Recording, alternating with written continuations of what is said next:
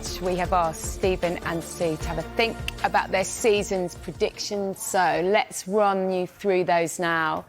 First of all, OK, let's get it out of the way. Yes, Stephen got the top 4 right last year, in the right order. Yeah. So a bit of pressure, isn't it? Let's have your top 6. Massive pressure. I'm not looking forward to this. Let's see your top 6. Yeah, so I've gone with Manchester City again to win the league. At this time, I've gone for Liverpool to finish above Arsenal. I still think Villa will finish top 4. Even with Champions League commitments? Yeah, because I think the strength and depth that they've got over the summer, I think they've done really good business in the transfer window. I still think they'll do a little bit more as well. Spurs have spent hugely, but obviously Dominic Solanke coming in centre-forward position, I think it's what they needed. And I said before Man United were getting in because I didn't want to give anything away. Yes, I was going to say, you've changed your mind in the last 2 minutes. Chelsea. Right. So let's have a look at yours. Mine's just the same as Stephen's because he did so well last year. Can't copy from your friends. You've got Arsenal. I know, I'm joking. No, I think this is Arsenal's year.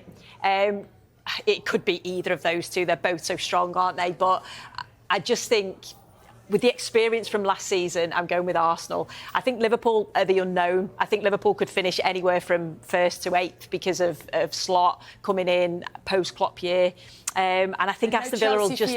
No, I just think too many players. I think it's going to be quite difficult. It's been a tough pre-season. All right, let's start with you. So your bottom of the table, bottom 3. Do you remember? Oh, is it not coming up? Well, it might do.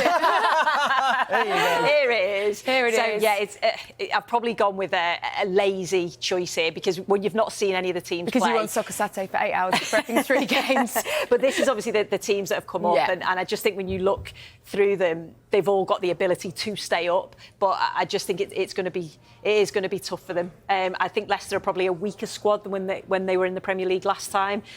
Southampton obviously started really poorly in the Championship last season, then went on an amazing run, so could potentially do okay. It's just an interesting one, isn't it? Yeah, and I really hope... year for Kieran McKenna. Yeah, and I hope they do well because it's such a great story. Kieran McKenna, brilliant manager, so I actually hope that I'm completely wrong. But, yeah, they were my 3. Did you get the 3 right this year?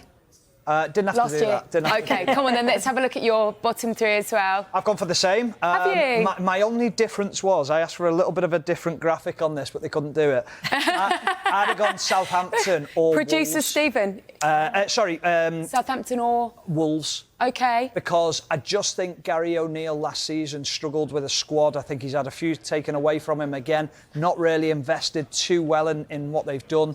And if any team out of the 3 coming up was to stay up, I think it would be Southampton to survive. OK, let's have a think about your player to look out for. Sue?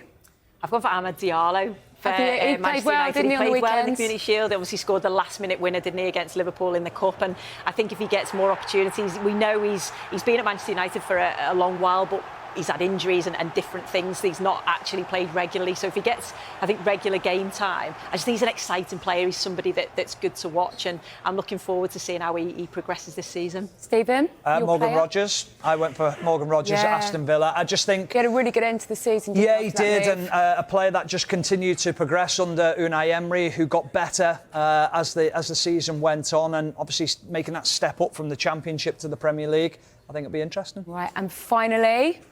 What was your last prediction? And finally, I guess, manager of the season, was it? Surprise team. Yeah. Surprise team. Yeah. The one to watch. Yeah, I've gone with Crystal Palace. And I just think they finished the season so well last year. The way that Glasner's got them playing, yes, obviously losing Elise, but I still think that the players that they've brought in, I think Walter was a real standout. And I just think it's going to be another exciting, entertaining year from Palace. Yeah, they were fantastic to watch in the last few weeks.